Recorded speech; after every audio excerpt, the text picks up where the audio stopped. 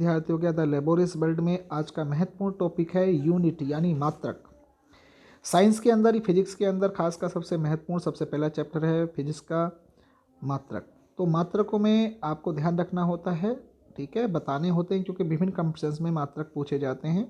Okay, बाकी ज़्यादा कुछ हमें साइंस में ध्यान नहीं रखने वाली बातें हैं कि थोड़ी बहुत साइंस, इसलिए 10वीं तक साइंस सभी बोर्ड के अंदर 10वीं तक साइंस कंपलसरी होती है कि साइंस के बारे में लोग जानें। चलिए बिना किसी देरी के शुरुआत करते हैं। यदि आप पहली बार आए हैं तो लाइक शेयर और सब्सक्राइब करना बनता है फ्रेंड्स। चलिए पहला क्वेश्चन क्या कहता है, शक्ति का मात्रक है, यानी शक्ति का मात्रक क्या होता है आपको बताना है। तो ध्यान रखना है फ्रेंड्स कि शक्ति का जो मात्रक होता है, शक्ति मतलब अश्व शक्ति, हॉर्स पावर की बात कर रहे हैं, काहे की हॉर्स पावर, हॉर्स पावर मतलब अश्व शक्ति। तो एक अश्व शक्ति में 746 वाट होते हैं, ये ध्यान रखेंगे। अश्व शक्ति मतलब एक हॉर्स पावर बराबर 746 वाट। तो आपको शक्ति का मात्रक बताना है फ्रेंड्स। तो शक्ति का मात्रक क्या होगा आपको ध्यान रखना है। शक्ति का मात्रक क्या बताएंगे, आपको वाट बताना है। तो शक्ति का मात्रक क्या हुआ, वाट। और एक हॉर्स पावर में कितने वाट होते हैं, तो आपको ध्यान रखना है 746 वाट होते हैं फ्रेंड्स।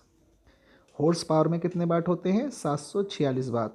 एक अश्व शक्ति में 746 वाट होते हैं, ठीक है फ्रेंड्स, ये बात आप ध्यान रखिए। दूसरी बात, हर्ट्ज जो है आवृत्ति का मात्रक है। हर्ट्ज का है का आवृत्ति का, आपसे कभी भी पूछा जाए कि आवृत्ति का मात्रक क्या है तो आपको हर्ट्ज बताना है, आवृत्ति का मात्रक।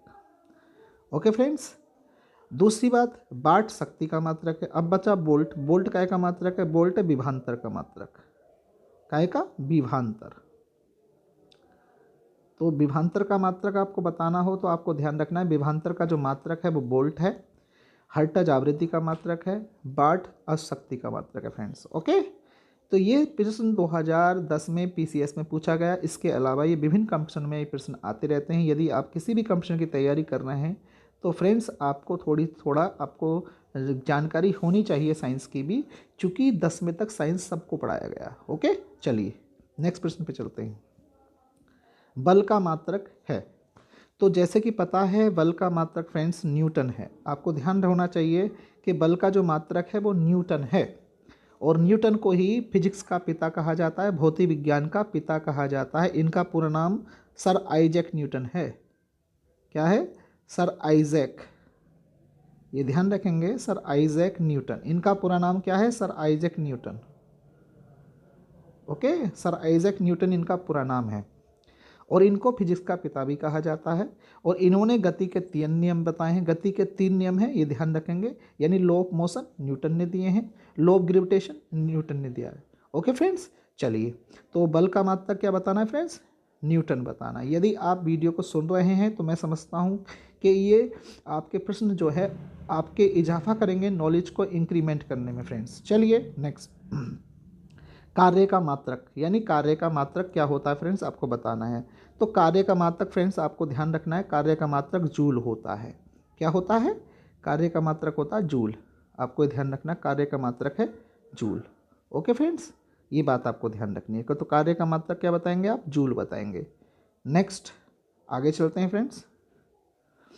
आपको पता है वाट अशक्ति का है, और डाइन जो है सीजीएस पद्धति में बल का मात्रक भी डाइन होता है, ध्यान रखेंगे। न्यूटन भी बल का मात्रक ही है, लेकिन सीजीएस पद्धति एमकेएस पद्धति ये आप यूनिट में ही पढ़ते हैं फ्रेंड्स, ध्यान रखने वाली बात है। ओके, नेक्स्ट, प्रकाश वर्ष इकाई है। जो प्रकाश वर्ष होता है, लाइट ईयर होता है, वो किसकी इकाई होती है। तो लाइट ईयर जो होता है आपका, वो डिस्टेंस की यूनिट होती है। काहे की फ्रेंड्स, डिस्टेंस की, यानी दूरी की इकाई होती है। तो इसका सही उत्तर क्या होगा फ्रेंड्स, आपको प्रकाश वर्ष इकाई है दूरी की, तो राइट आंसर क्या होगा आपका, ए हो जाएगा। नेक्स्ट, प्रकाश वर्ष होता है, क्या होता है, ऑप्शन आपके सामने देखिए।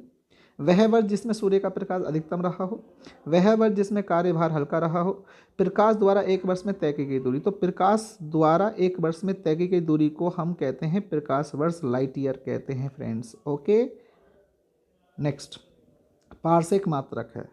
तो आपको बताया होगा फ्रेंड्स, दूरी का सबसे बड़ा मात्रक अगर कोई है, अगर कोई पूछे आपसे दूरी का सबसे बड़ा मात्रक क्या होता है, तो आपको ध्यान रखना पार्सेक रखना है। तो दूरी का मात्रक होता पार्सेक। जैसे तारों से संबंधित अगर हमें दूरी या डिस्टेंस को नापना हो तो हमें पारसेक का प्रयोग करना पड़ता है फ्रेंड्स। ओके, काय का? पारसेक का प्रयोग करना पड़ता है। इस बात को आप ध्यान रखेंगे। तो पारसेक किसकी इकाई है? दूरी की इकाई है। ओके, नेक्स्ट, एक हॉर्स पावर में कितने वाट होते हैं? जैसे कि फ्रेंड्स ये प्रश्न कई बार विभिन्न कंपटीशन में पूछा गया है, तो आपको पता है कि एक हॉर्स पावर में 746 वाट होते हैं, और ये सबको पता होना चाहिए फ्रेंड्स। ओके, कि एक हॉर्स पावर में कितने वाट होते हैं? 746 वाट होते हैं। ये बात आपको सबको पता रहनी चाहिए। पास्कल इकाई है। पास्कल क्या है? पास्कल जो है दाब की इकाई है, दाब का यूनिट है फ्रेंड्स, ये ध्यान रखेंगे।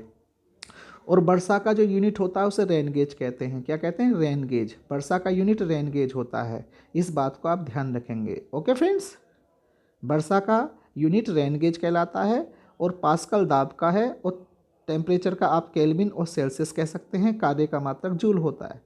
तो यदि आप चीज़ों को सुनते भी हैं सही से, तो मैं नहीं समझता कि आपको आपकी नॉलेज में इजाफा ना हो। यदि आप इस वीडियो से जुड़े हुए हैं तो आपको शेयर कर देना चाहिए दूसरे फ्रेंड्स को। यदि नहीं जुड़े हैं तो जुड़ जाइए फ्रेंड्स। ओके, काफ़ी लंबे समय के बाद वीडियो बना रहा हूँ क्योंकि टाइम की प्रॉब्लम थी फ्रेंड्स बीच में। और ओके, लेकिन आपको निरंतर जो है कुछ ना कुछ मिलता रहेगा, जिससे कि आपकी नॉलेज बढ़ती रहे फ्रेंड्स। चलिए अगले प्रश्न पे चलते हैं। ओजोन परत की मोटाई मापने वाली इकाई। देखिए, वेरी इंपॉर्टेंट क्वेश्चन। पहली बात, ओजोन परत का काम क्या है? जो ओजोन लेयर होती है आपकी, वो करती क्या है? जो सूर्य की परावैंगनी किरणें होती हैं, अल्ट्रावायलेट किरणें होती हैं, उनसे हमारी रक्षा करती है। सूर्य की जो यूवी रेज होती हैं, कौन सी? यूवी। जो यूवी रेज होती हैं यानी अल्ट्रावायलेट रेज, ओके, उनसे क्या करती है? ये हमारी हमारी रक्षा करती है। क्या करती है? हमारी रक्षा करती है। तो आपको ध्यान रखना है, ओजोन परत का काम जो है सूर्य की परावैंगनी किरणों से हमारी रक्षा करना है। और ओजोन परत जो है समताप मंडल में पाई जाती है फ्रेंड्स। और इसकी जो बात है कि प्रश्न क्या है? ओजोन परत की मोटाई मापने वाली इकाई। तो आपको ध्यान रखना है, इसकी मोटाई मापते हैं डॉप्सन से। ओके फ्रेंड्स, तो ओजोन परत किस मंडल में पाई जाती है? समताप मंडल में पाई जाती है। ये बात आप ध्यान रख सकते हैं, समताप मंडल में।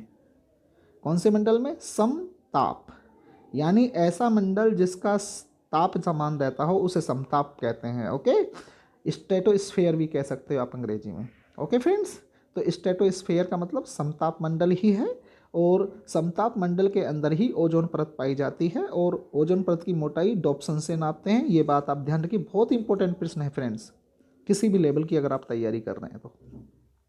ओके फ्रेंड्स, नेक्स्ट, भूकंप की तीव्रता किससे मापी जाती है? जो भूकंप आते रहते हैं आपको पता होगा, तो भूकंप की तीव्रता जो नापते हैं वो रिएक्टर पैमाने से नापते हैं। कैसे? रिएक्टर पैमाने से। तो भूकंप की तीव्रता फ्रेंड्स रिएक्टर पैमाने से मापते हैं, इस बात को आप ध्यान रखिए। और भूकंप का जो अभिकेंद्र होता है उसे एपिसेंटर कहते हैं, जहाँ से भूकंप की जो है आप ये समझिए शुरुआत होती है, जो केंद्र होता है उसका, उसे क्या कहते हैं? एपिसेंटर कहते हैं। क्या कहते हैं? एपिसेंटर। एपिसेंटर, ये ध्यान रखेंगे आप। ओके, तो फ्रेंड्स यदि आपको ध्यान रखने वाली यह बातें यही हैं कि यदि आप इस चैनल से जुड़े हुए हैं तो निश्चित रूप से आपको कुछ ना कुछ मिलेगा ही। अगर आप 2-10 मिनट 5 मिनट अगर इसे सुन लेंगे तो आपका निश्चित रूप से इससे नुकसान तो बिल्कुल नहीं होगा। तो यदि आप इस चैनल से नहीं जुड़े हैं तो जुड़िए ज़रूर फ्रेंड्स। और मेरा उद्देश्य सिर्फ यही है कि आपकी नॉलेज में इजाफा हो सके। थैंक यू, और लाइक और शेयर ज़रूर करिए इस वीडियो को। ओके फ्रेंड्स, और नेक्स्ट वीडियो मिलते हैं जल्द ही।